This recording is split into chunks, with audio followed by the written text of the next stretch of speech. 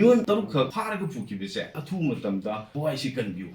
Kayum Tawai she can be Dragadi, Miamu Bazo, we hope I could see him Sagani. Manipur government, Amadi India government, Tabak Torum Singto, security laughs with the Topona. How's it to Iba Lance Namaram Oraga, Manipur Singa Tamiada, a could levy easily now singer. I could mean nothing sing the levy Hina, Cocomi Satia, Piltoja.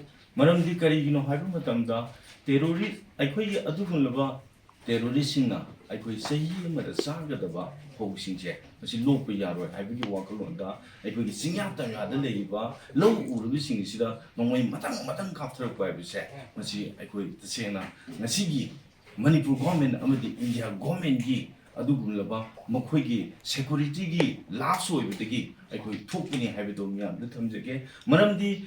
India gets 60,000 ki madakta sentence security force like Manipur get 35,000 ki madakta security force like high level forcing na I could say him at the saga of a low I could harvesting matamda low guy I could gi saga of a low local matam is the Makoina Napungam device Makoya sworn with them. I do it targeti Makoina Napungam Roy Haragana I could leg on me on the Sina Bureau I could not give I could San and Axerga I could low shoe locally Aduga Adugun terrorism to Maru from the Mutakaneva Makoina Tony with homes terrorist tone never low Sava low Lopiaroi Maduda low Pasanga Kudima Town Puluigre any community we get Hakini Harry Lucibo Karamba Adugunlava Makoy Wakaluna to the terrorist tone names in Yam the Tamjake. Although I could India government terrorism you Matam Gam Queen as so good like a tongue.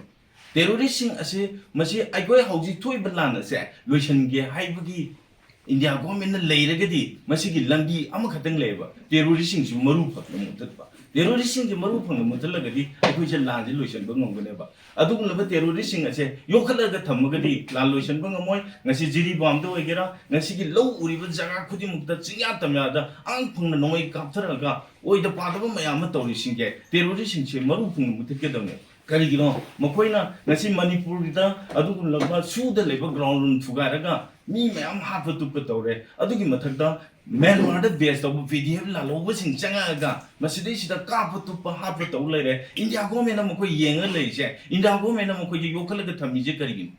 India woman at whom the Wakan Tavu, Manipur say, India citizen, India state under the low of the Togang, the low dragadi, I call the Sena, Manipur people. Amato in the South of Pumatanda, Indiagi, my that letter, Yai have do, I could me up the Tamjage, Aduga, I quay, Hosi, no more the sang of the Sinjaxing, I quay, Atiata no one crib. No more the sang of the Sinjaxing, yet the Logi Mamanda, 90 rupees wagre. Adugi, Alugi moment, 70 rupees wagre. Masida, India government, Amadi, Manipur government, Kaidori gave up. National Highway Singje, Highway Protection Force Tamoy, Nasi Pongo Tamde, National Aduga, State Security Force Tamoy, Tamde, I go in state government, Manipur government, the Karakan Hiber, Manipurgi, Asikun, Lambi Sing said, I could give IRV battalion among the Wajutambu, I do not tragedy, I could them the Misida, I could know the singing Sinjaxing chair. At the Antona Wange, I could Mesida, live for Zadangata, a Wabatari, say, Hapna and Hiding live. Masi Pong would have told the I will say, Masi, Manipur government, Amadi, India government, Nasigi, Lan, Sibu Makata, and Sataba Farm, Garigino, Hoji Pong would have told the Tabuxing, I do told the Digi, Hiver Tabuk Tomsing, the Tolopane, me and the Tamjage, Aduga, Hosi Agi Maruna Sutam Digaba, I could give Muan Taruka, I could give Paragupuki, Masi Atumatamda, Masigi Tawai can view, I will. Kayum Tawai can be Dragadi, I could Miamu, so we hope I could see him Sagani. Karigino having with them the Manipur government, Amadi India government, highly with Tabak Torum Singto, security laughs with the Topona. Nasi Toiba, Naranhan, Mongahama Sinibutu, security laughs with the Toponi, security sing Mato Yakarino, Manipur people sing up, 60,000 to be Matogo, sentence security for 60,000 Matoga, Manipur people nang 35,000 state forcing it. Manipur people ngang and never. Makoina, my Amjinaks and Vitragadi, Makoti Matogarino, Moy Matok Masakang of Singdo, and you will figure them. Nahangido, Matu 16 BSF Nihai. I do get 16 BSF commander do Karigido Motomato Masakang Dribuno Hagado, Madu and you will figure them. I do give Matata, I could get state security forcing you, Madudanga Ibisindo.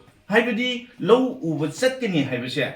I Central Security Force BSF the information film. Information fee pina. Heidi Bodo, Mapun to the low gave second Haraga, 100 meter the Kafa Gamaru home policy, Sibu, Adu Yona.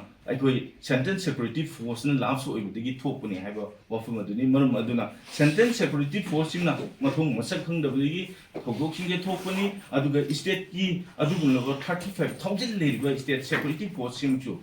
Adugun level, Lengak the lady bar, Lengaki Weba, Nasi Lengaki by the singer, Mako order from the Hiva, Wafum Domasi, Tavadiam Nuite, Idum them say, a sook on the water.